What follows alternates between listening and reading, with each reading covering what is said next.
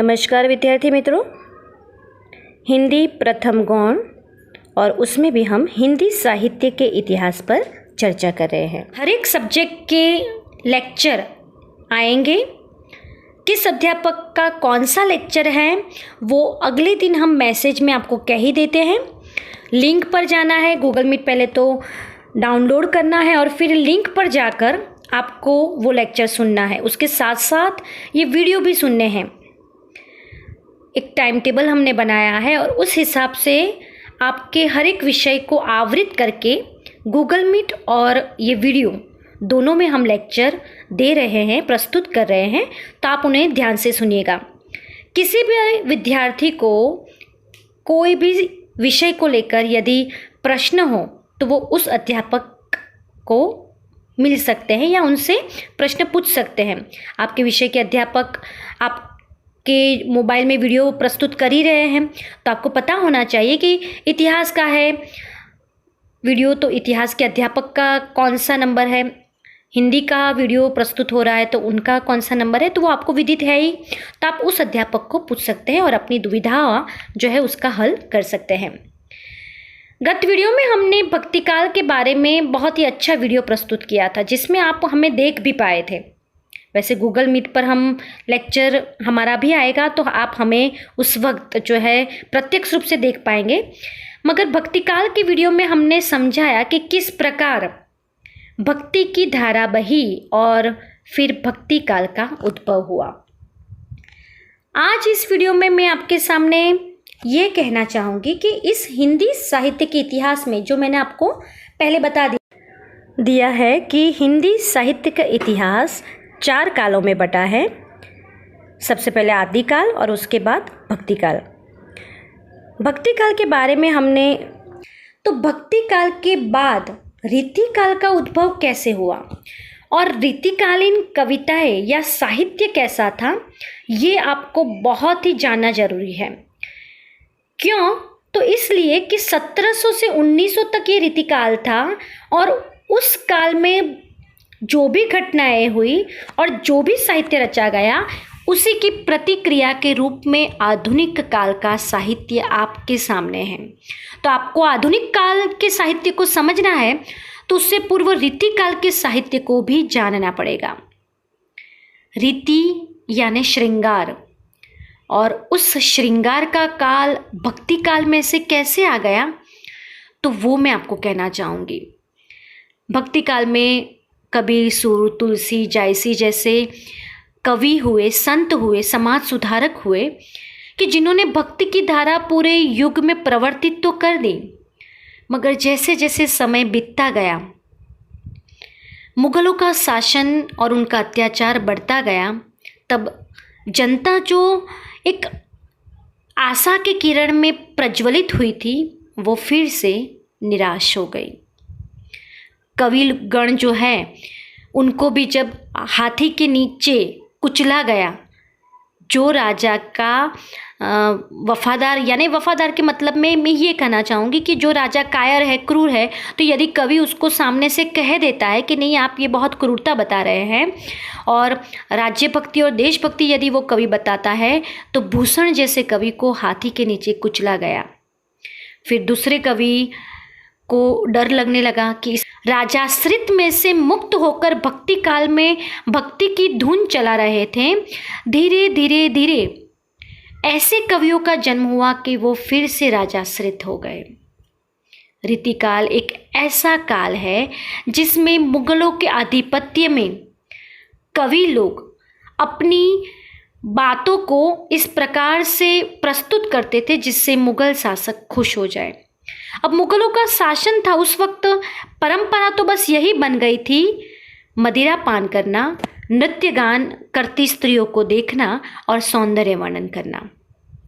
अब कवि जो है उनको उसी रास्ते पर चलना था क्योंकि राजाश्रित बन गए थे। कबीर जैसे और सूर और तुलसी जैसे हिम्मतशाली कवि उस वक्त नहीं रहे थे कि जो भले 2 जून की रोटी मिले ना मिले मगर मुख पर जातिवाद के विरोध में और शासकों के विरोध में कह दे। ऐसे कवि केवल भक्ति काल में हुए और इसीलिए तो भक्ति काल को स्वर्ण काल माना जाता है। जिन कवियों ने किसी की भी चिंता ना करके, इवन उस वक्त शासक जो चल रहे थे उन शासकों की भी चिंता ना करके, गांव-गांव और शहर-शहर जाकर जाति भेद को दूर करके मनुष्य के उद्धार की बातें की, भक्ति की धारा बहाई, ऐसे कवि तो भक्ति काल में ही हुए हैं। मगर जैसे जैसे काल समय आगे बढ़ता गया, मुगलों का अत्याचार बढ़ता गया, ऐसे क्रूर शासक हमारे भारत देश में आक्रमण करने लगे, तब कवि जो थे वो निराश हो गए। फिर आगे जो कवि ऐसे आए कि जिन्होंने फिर से राजाश्रित होकर श्रृंगार वर्णन करना शुरू किया। आदिकाल में तो एक ऐसी अच्छी बात थी कि भक्ति काल के पहले का आदिकाल कि जिसमें राजाश्रित होते हुए भी वीरता की तो बातें करते थे कवि, प्रभावशाली बने। मगर रीतिकाल में तो वो भी नहीं था। रीतिकाल में तो केवल और केवल नख-शिख वर्णन, स्त्री का सौंदर्य वर्णन, उसके शरीर के अंग और उपांगों का वर्णन, प्रेम वर्णन, प्रेम के साथ एक विलास का वर्णन, भोग का वर्णन, बस यही परंपरा बन गई। और इसी कारण कहा जाता है कि विषय वस्तु की दृष्टि से, विषय की उच्चता की दृष्टि से रीतिकाल बहुत ही बुरा काल था।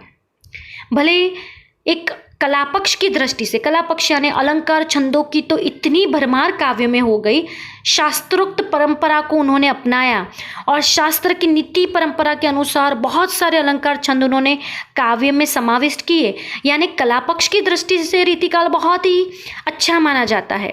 मगर विषय वस्तु की दृष्टि से, विषय वस्तु यानी उस काव्य का विषय क्या है, उस दृष्टि से ये काव्य, रीतिकाल का काव्य निम्न माना गया, क्योंकि रीतिकाल के काव्यों का विषय केवल और केवल स्त्री का सौंदर्य वर्णन और एक ऐसा सौंदर्य वर्णन कि जिसको हम कह सकते हैं कि अमर्यादित हो, जहाँ कोई भी स्त्री की गरिमा नहीं है।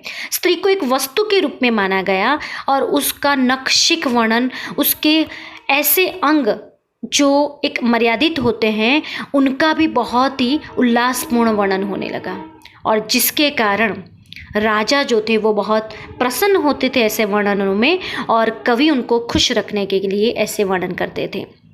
अलंकारों की भरमार होने लगी, रीति काव्य की परंपरा और ज़्यादा आगे बढ़ने लगी।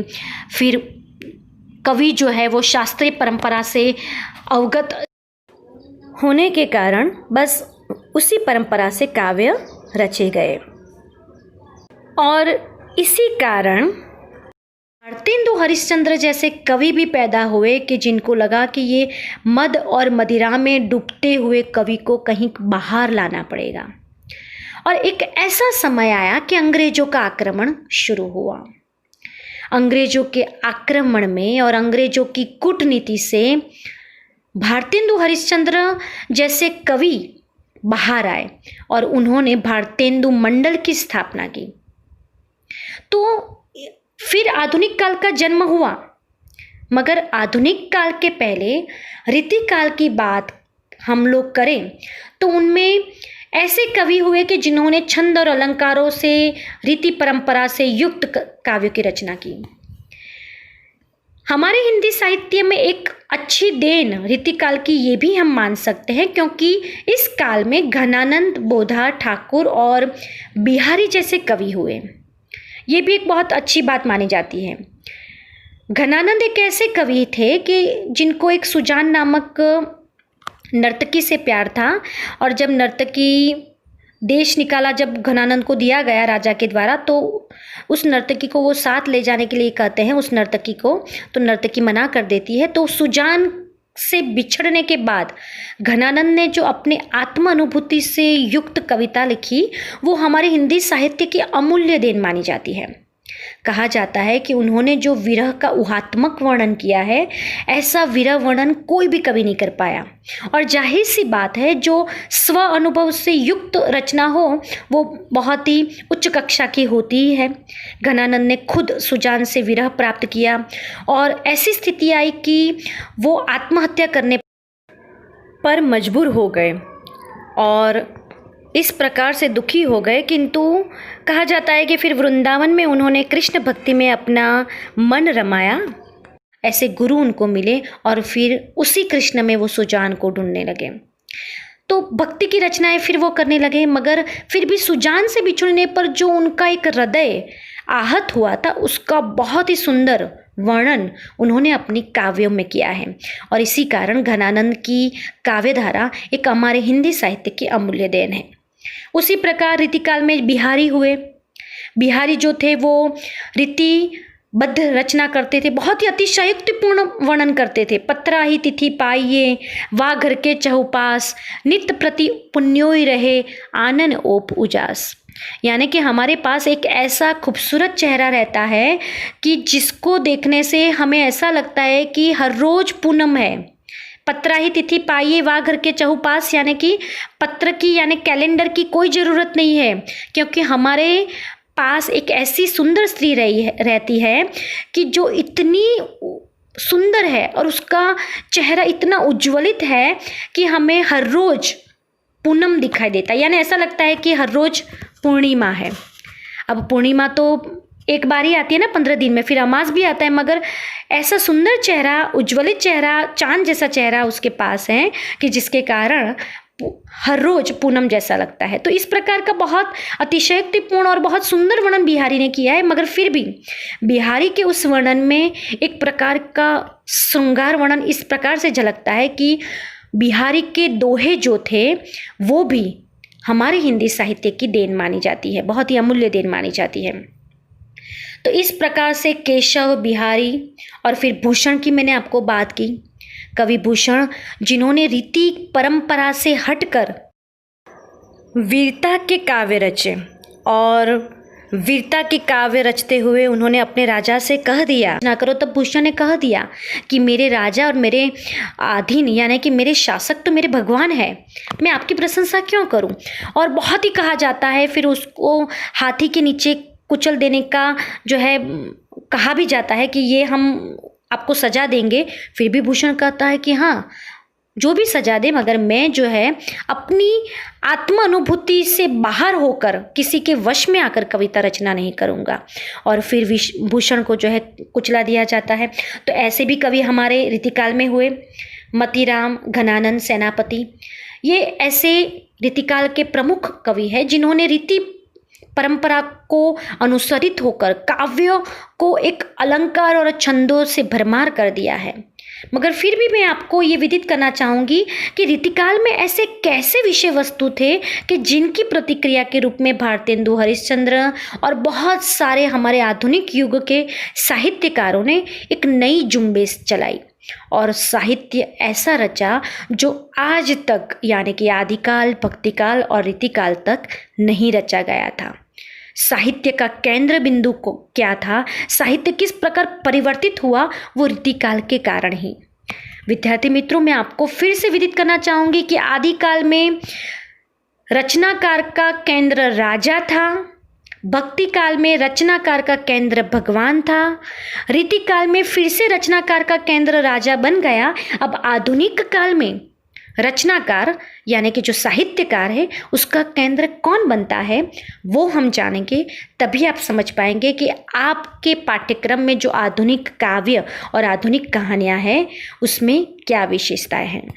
तो अब हम दूसरे वीडियो में सुनेंगे आधुनिक काल के बारे में। तब तक के लिए धन्यवाद।